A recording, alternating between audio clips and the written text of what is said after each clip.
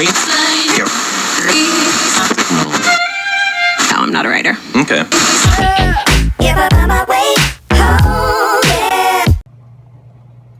Hi, also today with the dressing we're going to make some giblet gravy, and here I've taken the chicken gizzards and I've washed them and I placed them in a pot of cold water, well, you know, water out of the faucet, and I have been boiling these probably for about 4 or 5 hours now until they're fork tender. You can actually take your fork and look, it just fell apart, but all you do is boil the giblets, and when they're tender, then you can go to your next step, and I'll show you what that is in a minute. Okay. Hi, so for my giblet gravy, all I'm going to do is take this flour, it's actually in a skillet. I'm going to take this and place it in the oven, and so instead of stirring the roux until it turns the brown, the color that you like, I found that you can, and I found this on Facebook somewhere, you can place it in the oven and you don't have to sit there and worry about it browning. You can just go, you know, in there and just stir it up, and I'm going to show you what the consistency that I like. So all you do is take your gizzards, brown your flour, add you some chicken broth along with that liquor that's on your giblets, and place that. I have to show you, it gets a little complicated. Well, it's not complicated, but I have to show you step by step. So, okay, we've gotten our giblets tender. So we turn the fire off.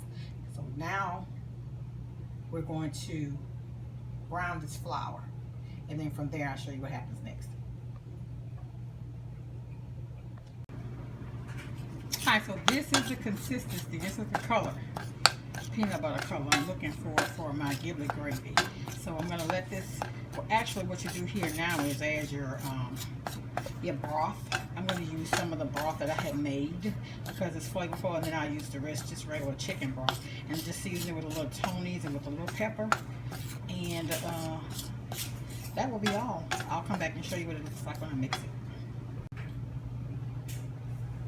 Okay, so we've added the chicken broth, some of the chicken broth that I showed you in the bag, some of the chicken broth I poured out, and then I've added some of the liquor from the boiled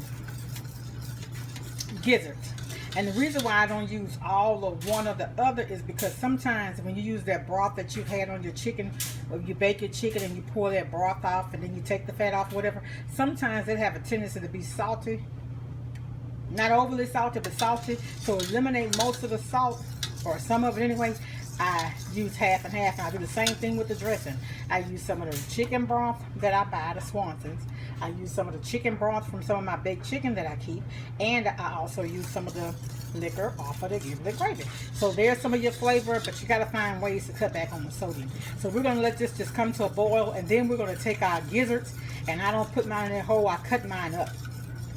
So I chop them up and place them in here. We're going to let this come to a boil though, to thicken it some. Okay? And see the color that is? You can also use this same way to make your roux for your gumbo. You just let it stay in, you let it get a little darker than the peanut butter brown. Okay? So here is the gravy minus the gizzards. Now another thing is, this a lot of times is already salty enough. So all I do is add my gizzards to it, excuse me, and some pepper and a little cayenne and a little garlic. Now, if it's not salty enough for you, you can add a little Tony's or whatever seasoning you like, but just be careful adding the salt before you taste it. Okay, thanks. Okay, so here is the giblet gravy, and this is the consistency of it. I want it real thick because I have a thick, my dressing is real dry. It's dry this time. Okay, so we have it. Plate up a little bit of it.